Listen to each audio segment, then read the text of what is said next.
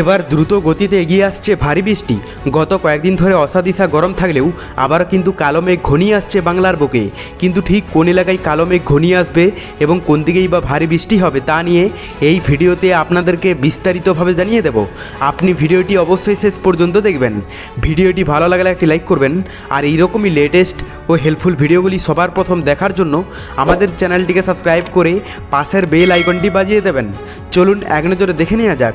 বেশ কয়েকদিন ধরেই চলছে দম বন্ধ করা ভ্যাপসা গরম। রাস্তায় হাঁটলে শরীর খারাপ লাগছে অনেকেরই। রোদের তেজও বেশ। কবে হবে এমন অবস্থার বদল, এমনটাই জানতে চাইছেন অনেকেই। এর মধ্যেই আবহাওয়া দপ্তরের খবর, বিক্ষিপ্ত বৃষ্টি হলেও তাতে তাপমাত্রার খুব একটা পরিবর্তন হবে না। আগামী এক সপ্তাহ দক্ষিণবঙ্গে গরম এবং অস্বস্তিকর পরিবেশ বজায় থাকবে। হাওয়া অফিসের মতে আজ দক্ষিণবঙ্গের জেলাগুলিতে বিক্ষিপ্ত ঝড় বৃষ্টির সম্ভাবনা রয়েছে।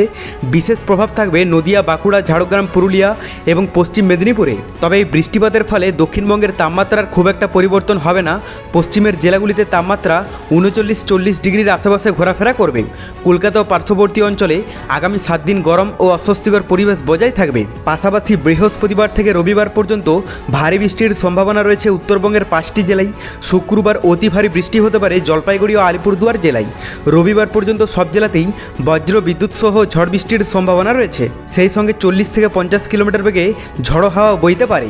তো এরপর আমরা যদি লাইভে আপডেটটা দেখে নিই, প্রথমে আমরা যদি আজ সকালের দিকে পশ্চিমবঙ্গের দক্ষিণবঙ্গের এলাকাগুলোর কথা বলি, তো দক্ষিণবঙ্গের কোথাও বৃষ্টির সম্ভাবনা নেই। সমস্ত এলাকার আবহাওয়া পরিষ্কার থাকবে, কলকাতা থেকে শুরু করে দক্ষিণবঙ্গের প্রায় প্রতিটি জেলাতেই। কিন্তু উত্তরবঙ্গের যদি আপডেটটা দেখা যায়, তো এখানে দার্জিলিং, কালিম্পং, কার্শিয়াংয়ে হালকা ইফেক্ট থাকবে। সেই সঙ্গে আলিপুরদুয়ার, কোচবিহার, জলপাইগুড়ির আকাশে বৃষ্টির সম্ভাবনা রয়েছে।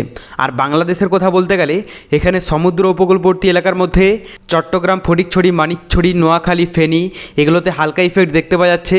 এবং ভিতরের এলাকার মধ্যে বিক্ষিপ্ত হারে বৃষ্টি হবে, যদিও সমস্ত এলাকায় বৃষ্টির সম্ভাবনা নেই। বেশিরভাগ এলাকা জুড়ে বৃষ্টি হতে পারে।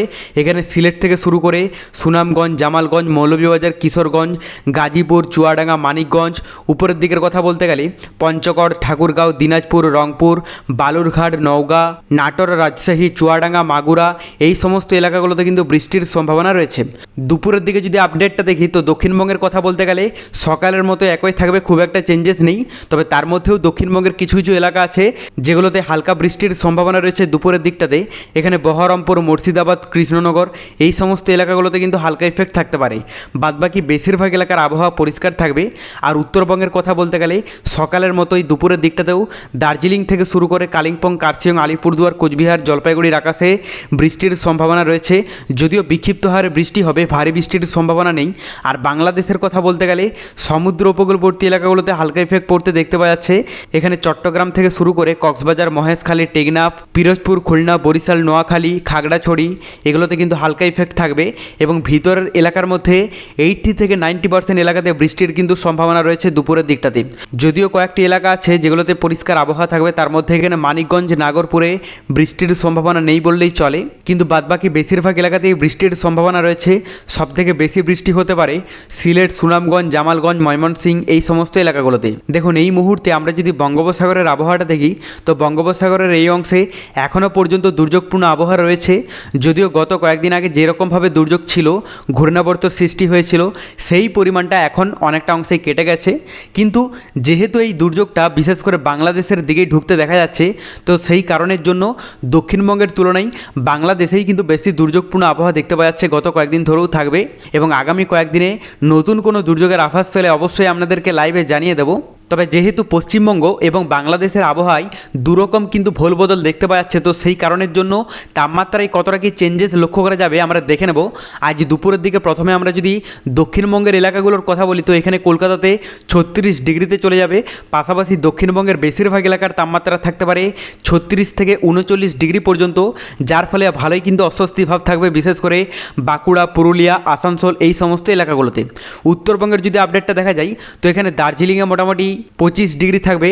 পাশাপাশি কালিম্পং, কার্শিয়াংয়ে 26 ডিগ্রি দেখতে পাওয়া যাচ্ছে। আর এদিকে জলপাইগুড়ি, আলিপুরদুয়ার, কোচবিহারের তাপমাত্রা থাকতে পারে 30-31 ডিগ্রির মধ্যে। বাংলাদেশের কথা বলতে গেলে সমুদ্র উপকূলবর্তী এলাকা এবং ভিতরের এলাকার মধ্যে বেশিরভাগ এলাকার তাপমাত্রা থাকতে পারে 29 ডিগ্রি থেকে শুরু করে 30-31 ডিগ্রি পর্যন্ত। রাতের দিকে তাপমাত্রাটাও আমরা দেখে নেব। তো দক্ষিণবঙ্গের কথা বলতে গেলে কলকাতাতে 30 ডিগ্রি থাকবে। পাশাপাশি দক্ষিণবঙ্গের বেশিরভাগ এলাকার তাপমাত্রা থাকতে পারে 29-30 ডিগ্রির মধ্যে। উত্তরবঙ্গ উত্তরবঙ্গের কথা বলতে গেলে এখানে দার্জিলিংয়ে মোটামুটি 18 ডিগ্রি দেখতে পাওয়া যাচ্ছে, পাশাপাশি কালিম্পং কার্শিয়ংয়ে 21 ডিগ্রি থাকবে। আর এদিকে জলপাইগুড়ি আলিপুরদুয়ার কোচবিহারের তাপমাত্রা থাকতে পারে 26 ডিগ্রির মধ্যে। বাংলাদেশের কথা বলতে গেলে সমুদ্র উপকূলবর্তী এলাকা এবং ভিতরের এলাকার মধ্যে বেশিরভাগ এলাকার তাপমাত্রা থাকতে পারে 27 ডিগ্রি থেকে শুরু করে 28-29 ডিগ্রি পর্যন্ত। তবে পরবর্তীতে বঙ্গোপসাগরে নতুন কোনো দুর্যোগের আভাস পেলে অবশ্যই আপনাদেরকে লাইভে জানিয়ে দেব, তার জন্য চ্যানেলটিকে সাবস্ক্রাইব করে রাখতে ভুলবেন না।